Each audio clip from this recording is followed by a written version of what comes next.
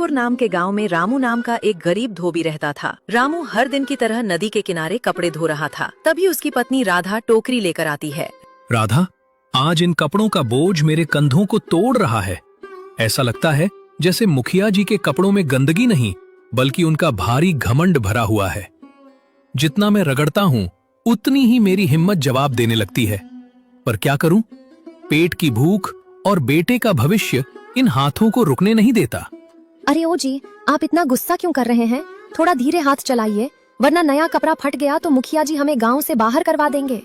हम गरीब लोग हैं, हमारे नसीब में सिर्फ दूसरों की गंदगी साफ करना ही लिखा है। इसलिए चुपचाप अपना काम कीजिए और भगवान पर भरोसा रखिए। कब तक भगवान पर भरोसा रखूं राधा? 5 महीने बीत गए पर मुखिया जी ने एक नया पैसा तक नहीं दिया। बस हर बार नया बहाना बना देते हैं। मेरे हाथों की खाल निकल आई है साबुन के पानी से, पर उन्हें हमारी मेहनत की कोई कद्र नहीं है। बस हुक्म चलाना जानते हैं। मैं जानती हूँ कि आपके दिल पर क्या बीत रही है, पर आज हवेली जाकर उनसे नरमी से बात कीजिएगा, क्योंकि आर्यन की स्कूल की फीस का वक्त आ गया है। अगर आज पैसे नहीं मिले तो मास्टर जी उसे स्कूल से निकाल देंगे, और मैं नहीं चाहती कि हमारा बेटा भी पूरी उम्र इसी घाट पर बिता दे।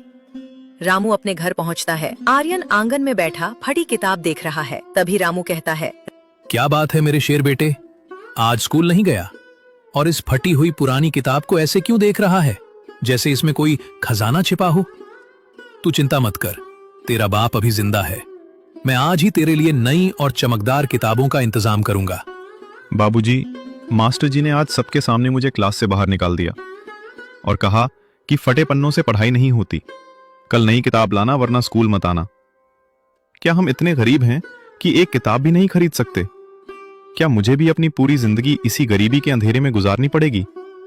बेटा, ऐसी बातें कहकर मेरे कलेजे को मत चीर। तेरी पढ़ाई के लिए मैं अपनी जान तक लगा दूंगा, पर तुझे कभी अनपढ़ नहीं रहने दूंगा। तू बस थोड़ा धैर्य रख। मैं अभी मुखिया जी की हवेली जा रहा हूं और आज उनसे अपना पूरा हिसाब लेकर ही वापस घर लौटूंगा। सच बाबूजी? क्या आप वाकई आज मेरे लिए नई किताब लाएंगे? अगर ऐसा हुआ तो मैं दिन रात मेहनत करके पढ़ाई करूंगा और आपका नाम ऊंचा करूंगा। मुझे किसी खिलौने की जरूरत नहीं है, बस मुझे स्कूल जाने से कोई ना रोके।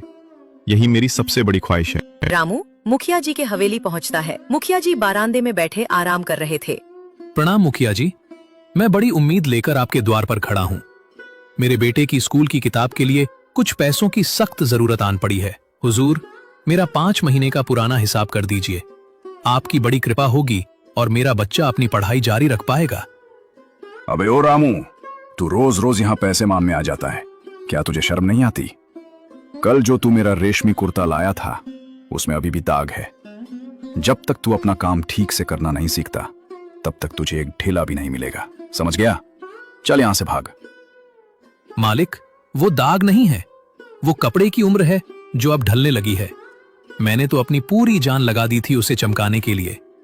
मेरे बच्चे का भविष्य आपके हाथ में है साहब, थोड़ा रहम कीजिए। अगर आज पैसे नहीं मिले तो उसका साल बर्बाद हो जाएगा। रहम मांगना है तो मंदिर के बाहर बैठ। यहां सिर्फ काम के बदले दाम मिलता है और तेरा काम घटिया दर्जे का है, इसलिए यहां दोबारा मत दिखना। गार्ड, इस भिखारी को धक्के मारकर बाहर निकालो। बड़ा आया हक मांगने वाला, अपनी औकात भूल गया है क्या? रामू धूल झाड़ते हुए लौट रहा था। तभी कालू और भोलू उसे देखते हैं। अरे भाई भोलू, देख हमारे गांव का राज धोबी कैसे धूल चाटते हुए आ रहा है। लगता है आज हवेली में इसे 56 भोग की जगह लात मिली है। क्यों बे रामू, आज मुखिया जी ने तुझे खजाने की चाबी दी या हवेली से धक्के देकर अपनी औकात याद दिला दी? अरे इसके पास तो फटी धोती सिलने के पैसे नहीं होंगे। ये अपने बेटे को कलेक्टर बनाने के सपने देख रहा है। कितनी अजीब बात है ना। और रामू, अपने बेटे को बोल देना कल से हमारी गाय भैंस चराया करे। 2-4 रुपए हम ही उसे खैरात में दे देंगे। हंस लो लड़कों, आज मेरा वक्त बुरा है तो तुम मेरा मजाक उड़ा रहे हो। पर याद रखना कि वक्त का पहिया जब घूमता है तो महलों वाले भी धूल चाटते हैं। मेरा बेटा आज किताब के बिना भले ही हो, पर उसके पास वो संस्कार हैं जो तुम जैसे घमंडी लड़कों के पास कभी नहीं होंगे। बारिश शुरू हो गई है। रामू लकड़ी चुन रहा था। तभी उसे गधे की आवाज आती है।